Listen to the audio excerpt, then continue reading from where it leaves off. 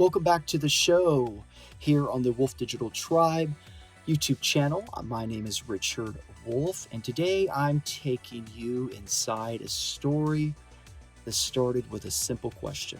A question about water bills in a small Texas town, and ended with the discovery that reaches into the heart of public finance, due process, and the future of an entire community.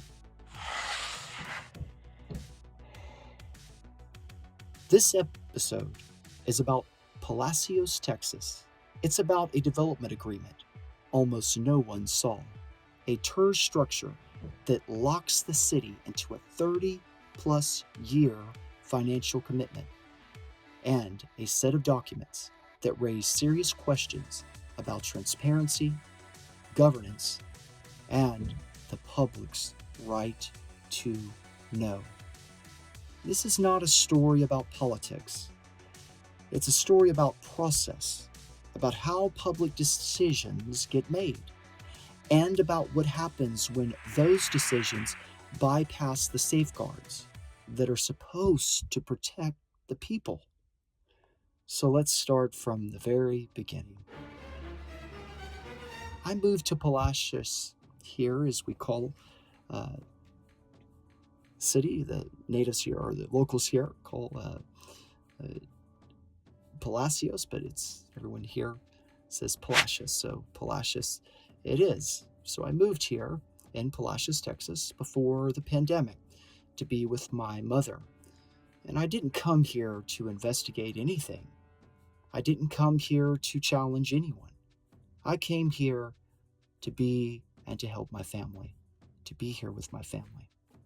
But like many people in a small town, small towns everywhere, I started noticing things such as water bills rising, infrastructure issues, questions that didn't get clear answers.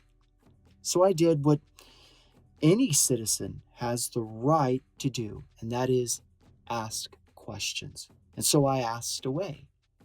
And the response I got wasn't normal. It wasn't transparent. It wasn't what you expect when you ask a city about public records or public decisions. That resistance, that pushback, is what set everything in motion. I started looking at documents, council minutes, agreements, emails, public filings, and I've interviewed over 100 members of this community. And what I found was a development agreement signed in February of 2022 between the city of Palacios and a company called SAL Holdings, LLC. That agreement became the foundation of both Phase 1 and Phase 2 of the city's tax increment reinvestment zone, notably called the TIRZ. And that's where the real story begins. The SAL Holdings Development Agreement is a 2022 contract that lays out how a private developer and the city of Palacios will work together on a large residential project.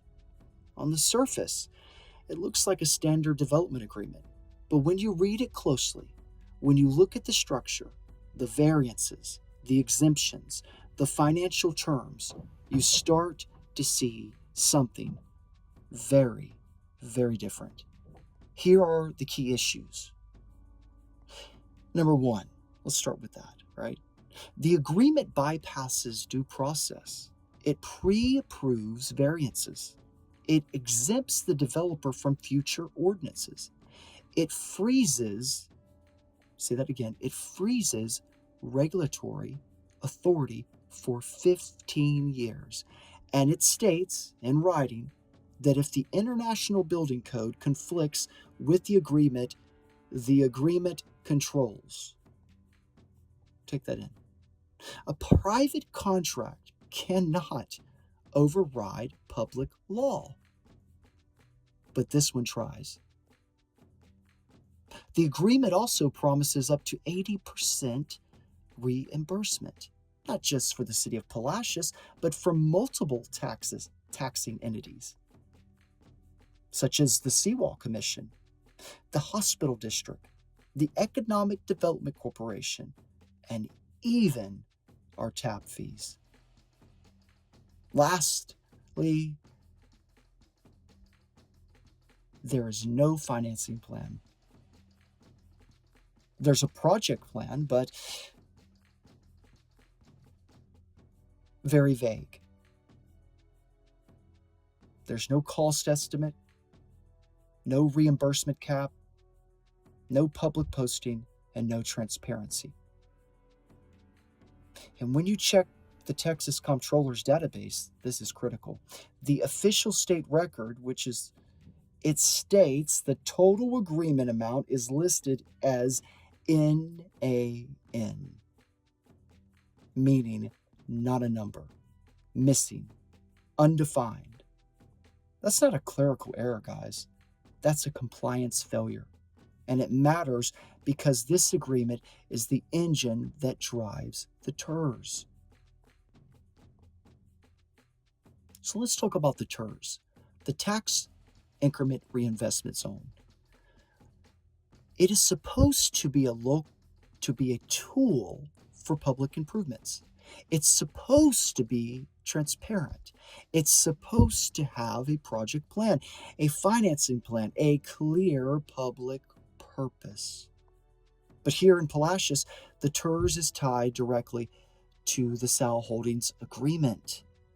And the TIRZ runs until, wait for it, 2056. See, what does that mean? 8 to 10 future city councils are bound. 3 generations of taxpayers are committed. The city cannot renegotiate. The city cannot exit. The city cannot change the reimbursement percentage, and 80% of the tax increment is diverted for decades. This is what we call intergenerational governance lock-in. And it's happening in a town of fewer than 5,000 residents. When you investigate public documents, metadata, all metadata is, when I've investigated and looked into the metadata is the data within the data, or it's about the data that something has. So the metadata becomes your best friend. Metadata is the information behind the information, the dates, the fields, the structure, the missing pieces. And the metadata, in this case, tells a story. The total agreement amount is missing. The reimbursement cap is missing. The financial disclosures are missing. The comptroller filing is incomplete. The expiration date is 2078, a 56-year term. The effective date is 2022, February 15th, 2022. The anchor for fraud detection and the corporate structure, SAL Holdings, is a holding company tied to a network of related entities that can invoice each other. This is not speculation. This is not a theory. This is what the documents show. And when you put it all together, the pattern becomes clear. A private agreement is functioning as a substitute for public law, public process, and statutory agreements. Thank you, Richard Wolf on the Wolf Digital Tribe. If you'd like to submit a tip, you can email us in encrypted form at info@wolfdigitaltribe.com or wolftribe@protonmail.com. Thanks again for listening, guys. Until next time, Richard Wolf checking out.